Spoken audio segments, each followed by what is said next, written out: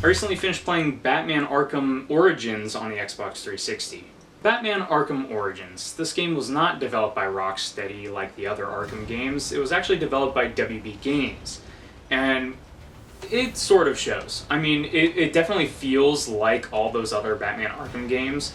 Specifically City. This one came out after City and before Night. And so they reuse a lot of the same assets and the same basic city layout as Batman Arkham City. So there's a lot of comparisons between those two games. Origins is set a little differently. It's set on Christmas night, and obviously, as the title would suggest, it's an origin story. Basically, you're Batman, you're going through the city, you're trying to stop a whole bunch of crimes from taking place on Christmas Eve, and this order of assassins has been hired to hunt Batman down. The assassins basically make up the boss fights in the game. And the boss fights are really cool fights. There are a couple that I think are really stupid.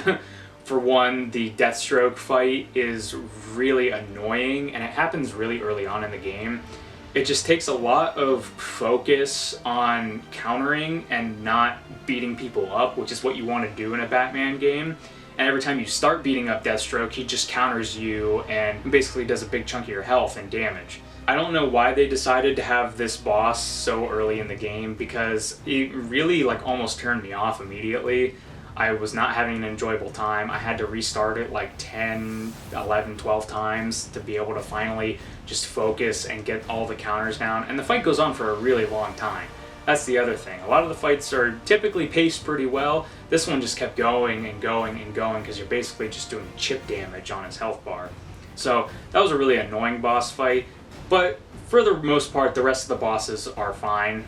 They all have little different gimmicks or puzzles that you have to solve.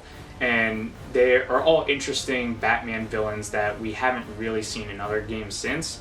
Arkham Knight, I think, reused a couple of them. But for the most part, you get a really interesting cast of Batman villains. One of the other big notable features in this game is the detective mode, where you're playing as Batman, putting together these crime scenes that happen.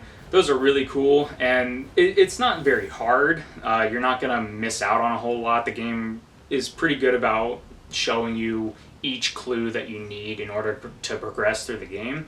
But it is really cool piecing together these environments in a virtual space and then moving through and controlling time to reveal new information. It was definitely something that changed the pace up of the game in a really good way.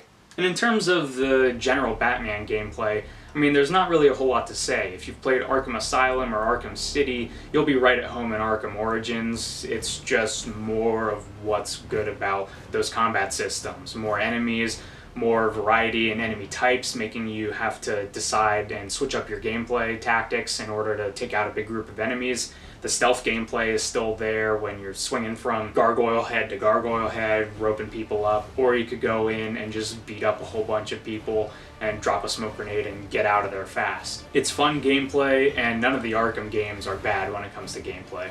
Sort of like other games that I've talked about, this game has a few bugs. Sometimes it would just be a weird moment where I would glitch through a wall, or characters would glitch out and do things that they're not supposed to do, and it would cause me to restart a certain encounter, but they're pretty few and far between. The game is relatively polished.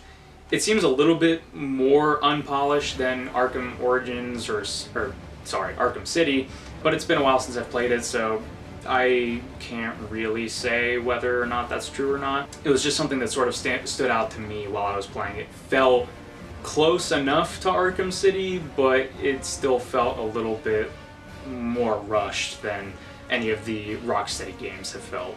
This game did have a multiplayer mode at one point that was pretty interesting. I remember it was a bunch of bad guys who were in first person, and they would have to hunt down Batman and I think Robin. And you, two players could play as Batman and Robin, and they would have to be tasked with taking out all of the other team. That was a really interesting concept, but I'm pretty sure the servers have been shut down since, so you can't actually play that mode anymore. But yeah, overall, story's pretty good, gameplay is pretty good, everything's just pretty good about this game. If you haven't played Arkham Origins, but you've played all the other ones, I would suggest picking this up if you want to play more Batman and experience something new along with it. It's definitely a good game, just not great. It's not the best Arkham game, but it's not a bad game by any means. And you can get the game pretty cheap nowadays. I think I paid about $10 for it, so that's something to keep in mind with also.